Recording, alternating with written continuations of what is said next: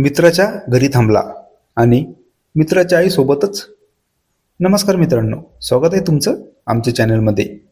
तुम्ही जर अजून आमचं चॅनल सबस्क्राईब केलं नसेल तर प्लीज चॅनलला सबस्क्राईब नक्की करा.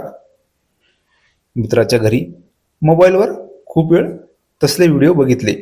रात्र केव्हा झाली कळलेच नाही.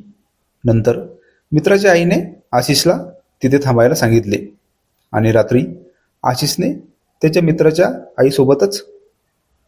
रोज पण सायंकाळी आशिष त्याचा मित्र संतोषच्या घरी जात होता.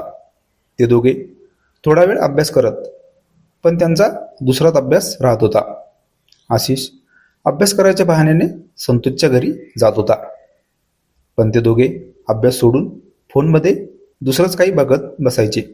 संतोष आशिषपेक्षा 2 वर्षांनी मागे होता आणि आशिष त्याच्या पुढे.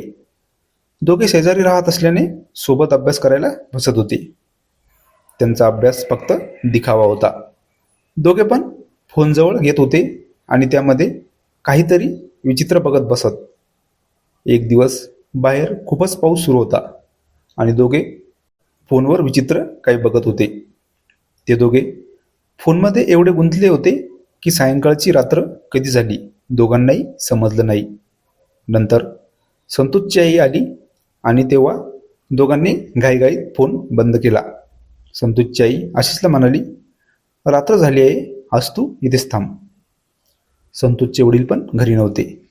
घरी संतोषची आईच होती आणि संतोष. आशिष पण आज संतोषच्या घरी थांबला आणि ते तिघे जवळ झोपले होते. आशिषची नजर त्याच्या मित्राच्या आईवर गेली. त्याच्या मनात अजून पण तेच विचित्र सुरू होतं जे त्याने मोबाईलवर बघितलं होतं आणि तो भानामध्ये नसल्यासारखं मित्राच्या आईजवळ गेला. संतोषची आई झोपेतच होती आणि आशिष तिच्याजवळ जाऊन तिला वेगळ्या प्रकारे स्पर्श करत होता. मित्राच्या आईला काही समजू नये याचा पण त्याने विचार केला होता आणि रात्री मित्राच्या आईसोबतच. तो एवढ्या जवळ जाऊन पण त्याच्या मित्राच्या आईला समजले नसेल का? कारण समजले असते तर ती त्याला रात्री काही बोलली असती, पण तिने थोडी पण हालचाल केली नव्हती. नंतर जेव्हा जेव्हा आशिषला त्याच्या मित्राची आई घरी थांबायला सांगत होती तेव्हा आशिष मित्राच्या आईसोबत. ती एकदा पण आशिषला काहीच बोलली नव्हती.